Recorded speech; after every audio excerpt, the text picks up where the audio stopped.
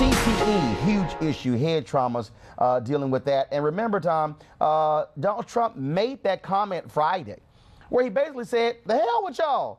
Y'all all is PC. Y'all should just get out there and just keep hitting.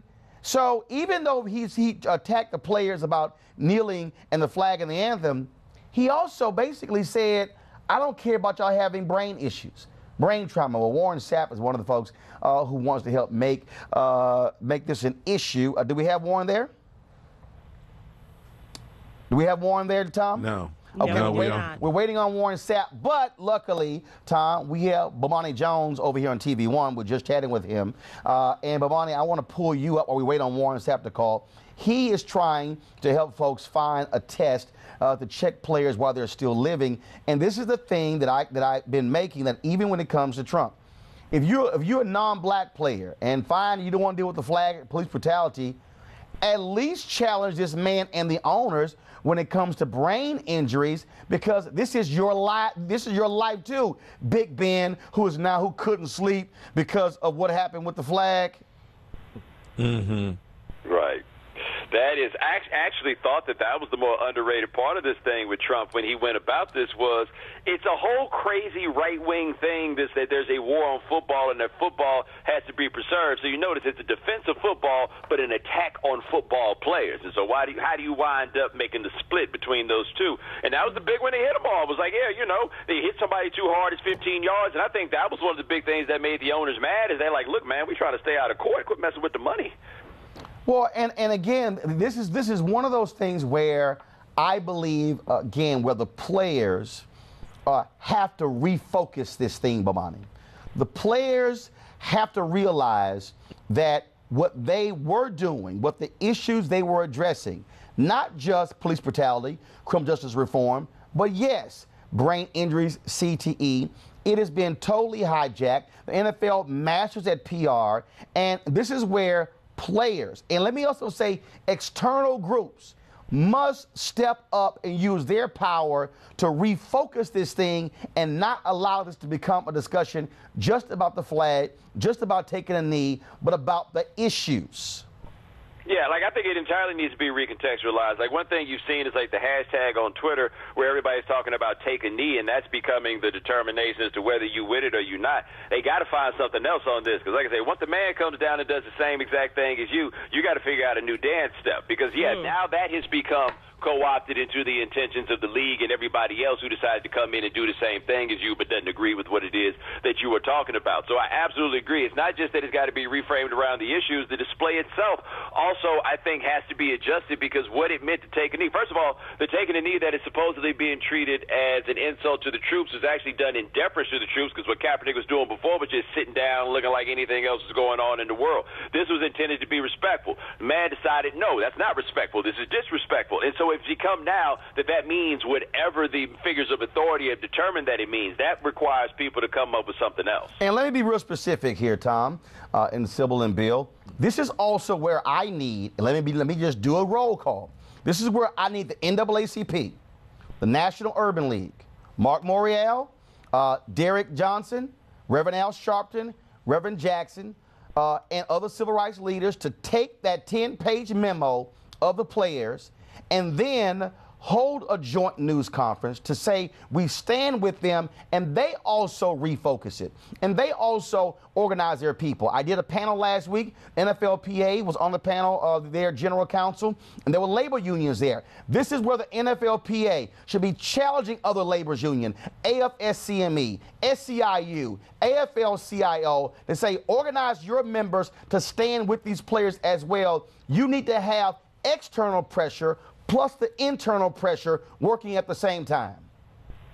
Yeah, and that's the question I wanted to ask you guys, both you, Bomani and Roland. Do you get a sense that the NFLPA, the Players Association, is doing something to, as Bomani said in my favorite word, recontextualize this whole thing? Well, I'll answer that. The general counsel, the special counsel who was on Congressman Al Green's panel at CBC along with Dr. Harry Edwards, now I'll pull her name up in a second. What she said was, we follow the lead of our players.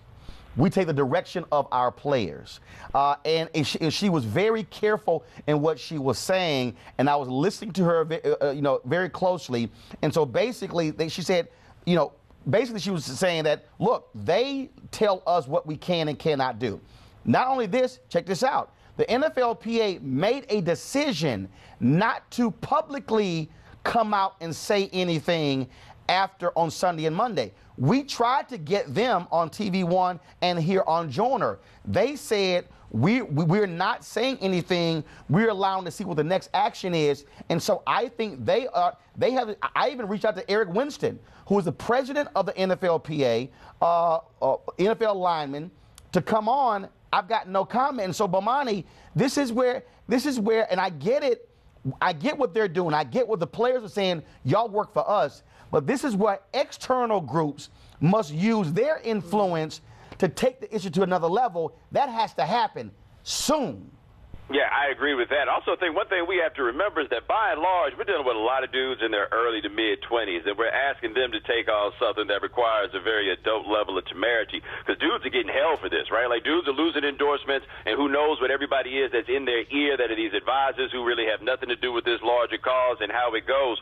And so I do think that it requires something more external for this. And, like, it's not like where Kaepernick is coming from started from all these locker room discussions, right? It started from an internal level of stimulus. And to be fair, how many people decided they were going to do something now because the league was offended or they were called SOBs, and now's the moment they stepped up as opposed to having done anything before? Not everybody, I think, has a handle on what exactly is going on here, and it's not necessarily going to come from inside. And I agree with the union. They can't make these dudes do anything that they don't want to do. So what you're going to find out is how many dudes actually want to do this. And we can't make them want to do it for us.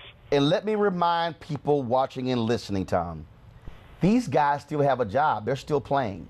This is why external groups must say, we are coming to your aid and coming to your assistance. That's why external groups should be putting pressure on the car dealership in Colorado that pulled Von Miller's endorsements. That's why external groups should be putting pressure on any company that is targeting a player saying, we're going to pull your endorsement. This is where our job comes in. We're doing it on radio and television, but this is where we need civil rights leaders to come together and publicly say, not only do we stand with you, we're going to bring our membership to bear to join you in this fight, because that's what they need. I know for a fact, Tom, that the players are talking and they've been organizing, but they can only do so much. Our movement did not exist unless we had other partners who were joining folks inside who were playing the game. The Polaroid Revolutionary Workers, they're the ones, two workers, Ken Williams, Carolyn Hunter, who started the divestment campaign in apartheid, 1970. Look it up, folks, but it wasn't until they met with the CBC and others that thing began to take off. It didn't happen until the 80s, but they started in 1970. They need external help. I need black folks to show up and show out. Weekdays on TV One. I will never lie to you. Oh my God. Roland Martin. He doesn't want to talk to us. He wants to ignore us. Uncensored. Hell no. That ain't gonna cut it, boo. Unapologetic. No, that is fundamentally false. You are wrong. Unfiltered. He wants an America where we all look alike.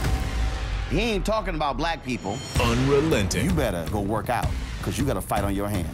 NewsOne Now with Roland Martin. Weekdays at 7 a.m. on TV One.